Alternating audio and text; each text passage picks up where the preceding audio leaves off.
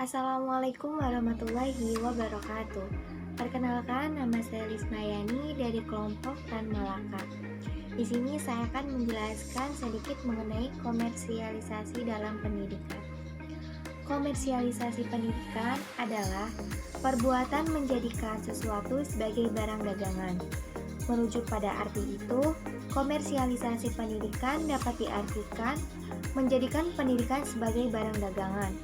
Komersialisasi pendidikan atau mengomersialisasikan pendidikan kerap ditimpakan kepada kebijakan atau langkah-langkah yang menempatkan pendidikan sebagai sektor jasa yang diperdagangkan. Dampak adanya komersialisasi pendidikan di era globalisasi bagi masyarakat dibagi menjadi dampak positif dan dampak negatif. Dampak positifnya yaitu 1.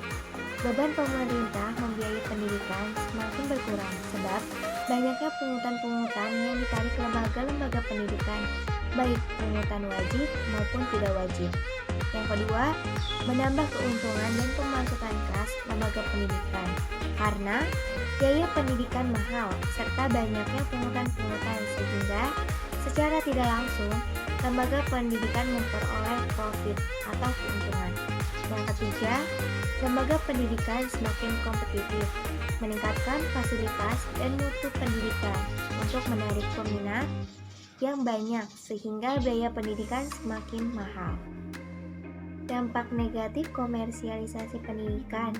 Yang pertama, pendidikan semakin mahal, tidak mengenal jenjang pendidikan, baik jenjang pendidikan tertinggi maupun terendah, serta semakin banyaknya pungutan-pungutan yang dilakukan lembaga pendidikan.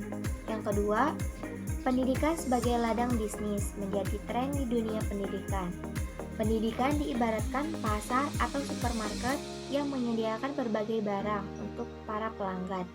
Sedangkan pendidik atau guru dan dosen sebagai kasir yang selalu melayani pelanggannya yaitu peserta didik.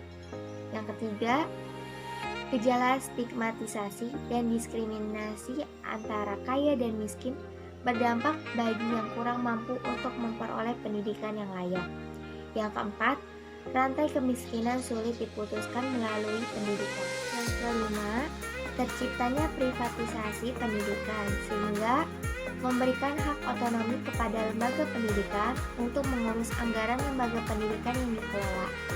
Yang keenam, sistem suap atau politik uang semakin banyak ditemukan di lembaga-lembaga pendidikan Indonesia untuk mendapatkan dana tambahan dari para orang tua peserta didik.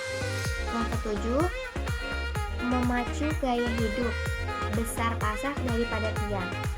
Akibatnya, dalam jangka waktu panjang, banyak ditemukan individu berkualitas hanya akan ditemukan di kelompok masyarakat yang bermateri. Yang kedelapan, perubahan misi pendidikan dari budaya akademik menjadi budaya ekonomi.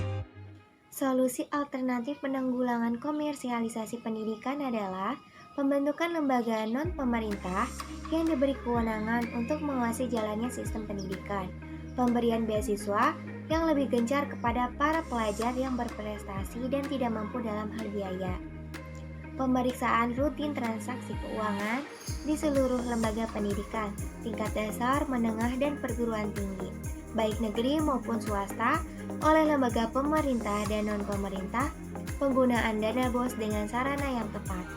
Adanya dana BOS dari Dinas Pendidikan seharusnya digunakan dengan sebaik-baiknya untuk menunjang sarana prasarana lembaga pendidikan.